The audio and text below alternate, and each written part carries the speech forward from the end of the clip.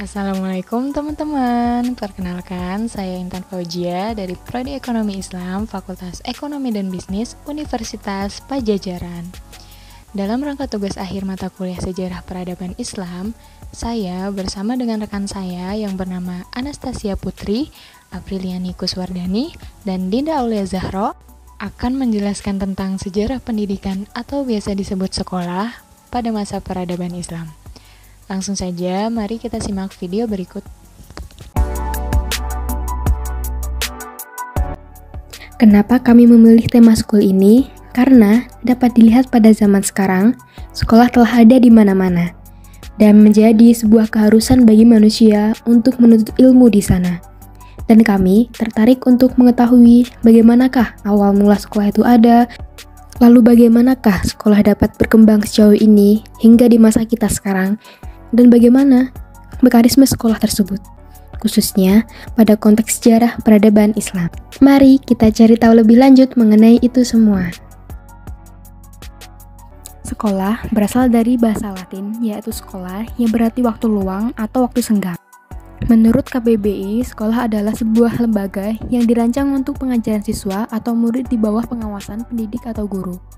Sedangkan menurut buku 1001 Inventions, di negara-negara muslim 1000 tahun yang lalu sekolah itu adalah masjid. Merujuk pada Kamus Besar Bahasa Indonesia, kata didik berarti memelihara dan memberi latihan, ajaran, tuntunan, dan pimpinan mengenai akhlak dan kecerdasan pikiran. Maka, kata pendidikan adalah proses pengubahan sikap dan tata laku seseorang atau kelompok dalam usaha mendewasakan manusia melalui upaya pengajaran dan pelatihan. Dalam bahasa Arab sendiri disebut tarbiyah. Pendidikan Islam menurut Zakiyah Darajat merupakan pendidikan yang lebih banyak ditunjukkan kepada perbaikan sikap mental yang akan terwujud dalam amal perbuatan, baik bagi keperluan diri sendiri maupun orang lain yang bersifat teoritis dan praktis. Sejarah pendidikan Islam erat kaitannya pertumbuhan dan perkembangan pendidikan Islam dari waktu ke waktu. Peristiwa yang berkaitan dengan pendidikan sejak lahirnya Islam hingga hari ini, baik dari dimensi konsep, strategi, institusi, dan operasionalisasi sejak zaman Nabi Muhammad SAW sampai saat ini. Sesuai dengan watak alamiahnya, kegiatan kemanusiaan yang berlangsung lama dan dipandang penting oleh masyarakat yang melakukannya pasti akan mengalami proses pelembagaan. Seperti politik, ekonomi, atau budaya, kegiatan pendidikan pun mengalami proses pelembagaan. Dalam konteks sejarah pendidikan Islam, sejumlah lembaga pendidikan terbukti tumbuh dalam rentang sejarah peradaban Islam, memberi ruang dan dukungan bagi peningkatan kualitas kegiatan pendidikan.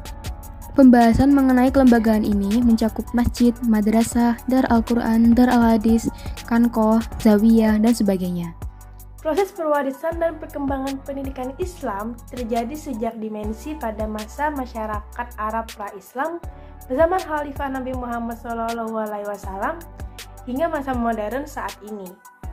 Sejarah Islam mencatat bahwasanya sejak abad pertengahan itu, masyarakat lebih cenderung pada pendidikan yang pertama tentang keagamaan, yang kedua tentang moralitas, yang ketiga tentang tasawuf, dan yang keempat tentang tarekat. Islam sangat mengedepankan pendidikan. Di negara-negara muslim 1000 tahun yang lalu, sekolah itu adalah masjid. Ada sedikit perbedaan antara agama dan ilmu. Masjid adalah tempat sholat sekaligus tempat belajar mata pelajaran termasuk ilmu sehingga agama dan ilmu duduk berdampingan dengan nyaman. Nabi Muhammad menjadikan masjid sebagai tempat utama untuk belajar. Dia juga mengirim guru Al-Quran ke suku-suku Arab dan mereka dikenal sebagai Ahlul Olim atau orang-orang yang berpengetahuan. Ini berarti bahwa pendidikan menyebar kemana-mana dan guru-guru keliling ini menjalani kehidupan yang sangat memuaskan. Pada masa Nabi Muhammad SAW, terdapat 9 masjid di Madinah yang kini lokasinya telah pindah ke Arab Saudi. Sekolah pertama itu didirikan pada tahun 622 Masehi hingga muncullah gagasan-gagasan sekolah hingga sekolah lain berdiri di Damaskus Suriah pada tahun 744 Masehi. Pada abad ke-8, kota Cordoba Spanyol telah memiliki sekolah dan pada abad ke-9, hampir setiap masjid memiliki pendidikan sekolah dasar untuk anak laki-laki dan perempuan. Biasanya, Anak-anak sudah mulai sekolah ketika usia mereka telah mencapai 6,5 tahun atau 7 tahun. Uang sekolah biasanya gratis atau sangat murah sehingga dapat diakses oleh semua orang. Salah satu pelajaran pertama dalam menulis yaitu belajar bagaimana menulis 99 nama Allah yang paling indah dan ayat sederhana dari Al-Quran. Ini diikuti dengan mempelajari Al-Quran secara menyeluruh dan instruksi dalam aritmatika.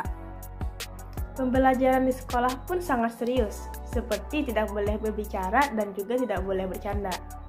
Seorang pendidik muslim abad ke-14 bernama Ibnu Al-Haji mengatakan bahwa guru harus memiliki wakil untuk mengatur kelas di tempatnya, seperti membangunkan siswa yang tidur, menegaskan siswa yang melakukan pelanggaran, dan juga menawarkan mereka untuk mendengarkan instruksi. Pada abad ke-10, pengajaran berpindah dari masjid ke rumah guru. Hal ini menunjukkan sekolah telah mengalami perkembangan secara bertahap. Hal ini terjadi di Persin Freud, yaitu sekolah layak pertama yang memiliki gedung pembelajaran terpisah. Namun, sekolah didirikan dan gaji ditetapkan oleh guru. Seperti banyak bangunan muslim lainnya, sekolah dibangun tanpa biaya. Masing-masing memiliki halaman dengan 1, 2, 3, atau 4 iwon. Iwon adalah aula melengkung besar yang langsung terbuka ke halaman, yang digunakan untuk pelajaran serta ruang doa, ruang komersil, dan kompleks Altion. Pada abad ke-15, Ottoman telah merevolusi sekolah dengan mendirikan kompleks pengajaran di kota-kota seperti Istanbul dan Edirne di Turki. Sistem sekolah mereka disebut kuliye, yang dimana membentuk sebuah pendidikan seperti kampus dengan masjid, rumah sakit, sekolah, dapur umum, dan ruang makan. Hal ini membuat pembelajaran dapat diakses oleh masyarakat yang lebih luas sementara juga menawarkan makanan gratis, perawatan kesehatan, serta akomodasi.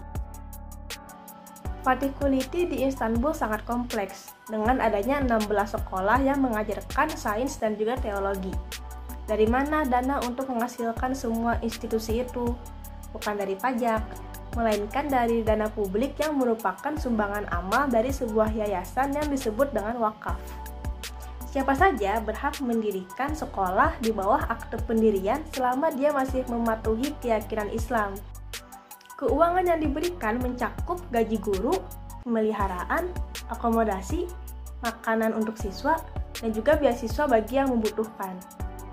Karena pendidikan dijunjung tinggi, uang diberikan dengan murah hati, dan pendidikan berkembang pesat pada abad ke-14. Jenis-jenis sekolah. Sebuah sekolah dikembangkan dapat dibagi menjadi 4 kategori tergantung pada apa yang mereka ajarkan dan pada level apa.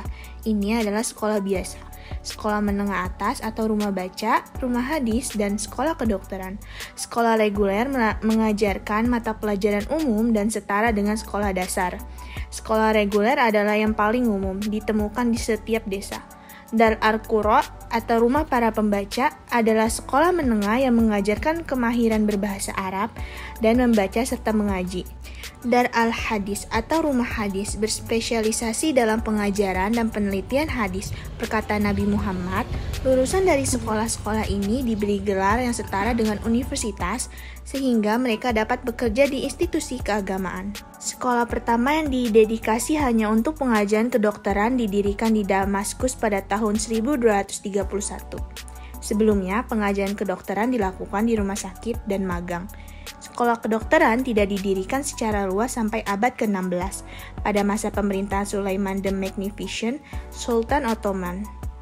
Sekolah pertama pada masa Rasulullah.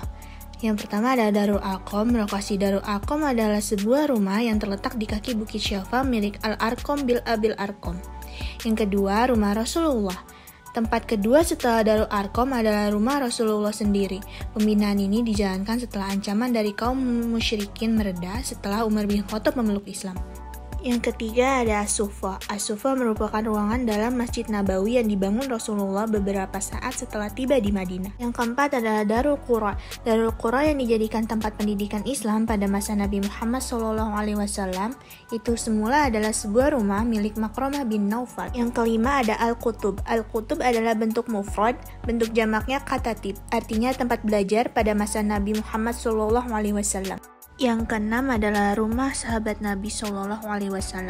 Rumah-rumah para sahabat Nabi SAW juga dipakai sebagai tempat kegiatan belajar mengajar.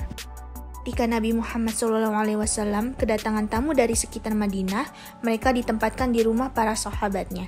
Gedung sekolah pertama pada tahun 1066 pada masa pemerintahan Alp Arslan dan Malik Shah I, Kesultanan Seljuk membangun sekolah yang bernama Nizamiyah. Nama sekolah tersebut mirip dengan nama pendirinya, yaitu Perdana Menteri Nizam al-Muluk.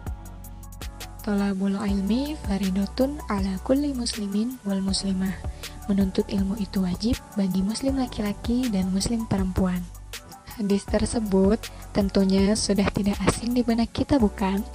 Yang artinya kita sebagai umat Islam diwajibkan untuk menuntut ilmu, baik ilmu dunia maupun ilmu akhirat. Nah, bagaimana sih pola pendidikan pada masa Rasulullah? Pada zaman jahiliyah, pola pendidikan yang dilakukan oleh Rasulullah melalui 3 tahap, yaitu tahap pendidikan secara rahasia dan perorangan, pendidikan secara terbuka dan terang-terangan, serta pendidikan yang dilakukan secara meluas. Pendidikan di Mekah menitik beratkan pada pembinaan akidah akhlak serta tauhid kepada masyarakat Arab, sedangkan pendidikan di Madinah lebih menitik beratkan pada pembinaan sosial dan politik.